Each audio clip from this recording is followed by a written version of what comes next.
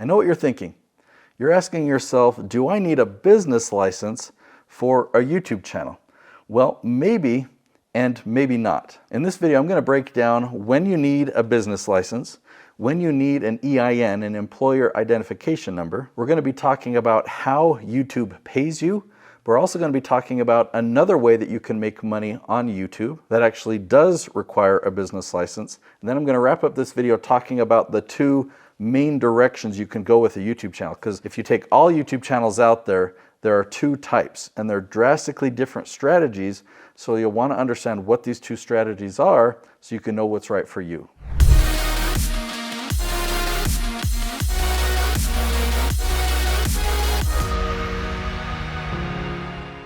Let's first talk about when you don't need a business license, all right?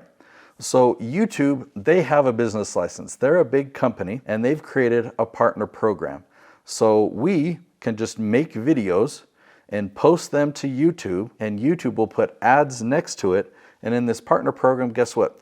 YouTube will pay 55% of that ad revenue to you. So if you have videos and YouTube puts these ads next to your videos, then you generate 55% of that advertising cost that the advertisers had to pay. So you don't need to create your own business. You actually have a contract as an independent contractor with YouTube, and they will pay you that money. So it's kind of like you're employed by YouTube, but not as an employee, as a contractor. They don't withhold any taxes from your earnings. They just send all those earnings to you and you have to file your own taxes, and YouTube will mail you a 1099 in January for the previous year. So in this scenario, and let's say you don't have any other team members, it's you doing everything and all the revenue that you generate is being paid to you from YouTube, yeah, you don't need a business license for that. But what about if you do want to hire somebody else, whether it's a virtual assistant or a videographer or some other people to help you with the videos, and you want to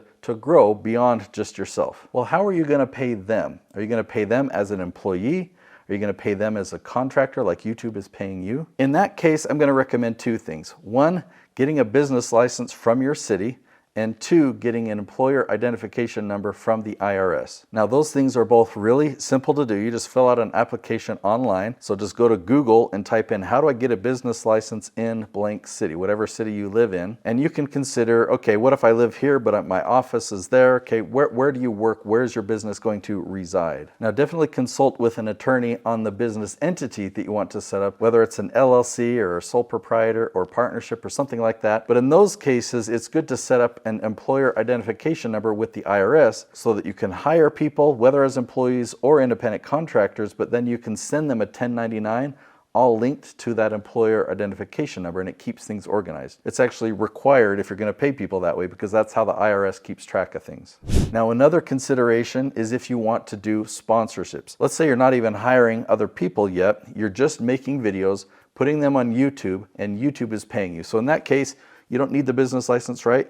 You're just a contractor for YouTube. But now if you want to do sponsorships and you're going to be reaching out to brands, let's say you reached out to that company and they said, yeah, if you talk about us for a minute in one of your episodes, we'll pay you a certain dollar amount. So now you're getting paid money from YouTube, but you're also getting paid money from the sponsor. It's going to be important to keep track of those earnings, send them a 1099, just like YouTube is going to send you a 1099. Set up your business, start keeping track of business expenses, talk to your accountant. You are now an official business. So if there is any product or service that you're going to be offering outside of YouTube, right, outside of just making these videos to put on YouTube, then you have a legitimate reason to get a business license and to create a business. And one more comment about the EIN, any type of corporation, so an LLC, I believe, will require you to use an EIN. Now, I could be wrong on that. Comment below if you actually know if I'm right on that point or not. A business license is like a permit that allows you to run your own business. Whether you're working in an office location or you're working from home, now you're officially legal with the city to operate a business. And there are some questions about the type of business that you're going to be operating. Typically, the type of business that I work with, such as expert business owners like coaches, authors, course creators, there's not going to be too much red tape that you have to go through. It'll be pretty straightforward and a very small fee to set up your business. Now, in talking about which lane do you want to go on YouTube, there are really two different strategies. So I'll first introduce you to my good friend Daryl Eves and his book, The YouTube Formula.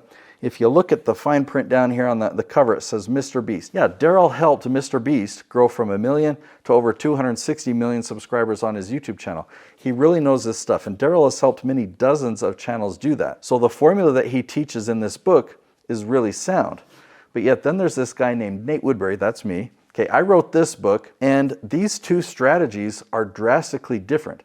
I've also helped many dozens of people achieve a great track record of success on YouTube to the tune of 7 and even 8 figures, but it's revenue in their business, whereas this is revenue from YouTube. So I want you to have clarity on what the difference is of these two approaches. Okay, this strategy is creating entertaining type content that ideally will go viral and will get as many views as possible so that YouTube can show ads next to your videos a lot, and so that sponsors will want to pay a lot to be in your video. Now, this strategy is focusing on finding the questions that your target audience is asking and pulling those people in and building a relationship with them, and those views turn into leads in your business. You can have conversations with them about your products and your services. So with this strategy, you typically need about 1 million views to generate $10,000 of earnings. With this strategy, you typically need 100 or maybe 200 when you're getting started, 200 views to get $10,000 of revenue in your business. So if you're looking to create an entertaining channel and all you want to do is generate ad revenue, I highly recommend Daryl's book. You can go to Amazon, search up Daryl Eves, the YouTube formula. But if you're a business owner and you want to leverage YouTube for leads in your business, I actually have a gift for you. I want to give you a copy of my book for free. You just have to pay the printing and the shipping cost, all right? But I will give this to you, no profit to me. That's my gift to you. Just go to natesyoutubebook.com. Now, this book has my entire strategy. I include many different examples showcasing what we did. And with every channel, we followed the exact same formula. So you'll see that this is in color. I wanted to take you behind the scenes and show you exactly what we did, how we did it. You'll be able to see what's realistic for you in your business. Go to natesyoutubebook.com.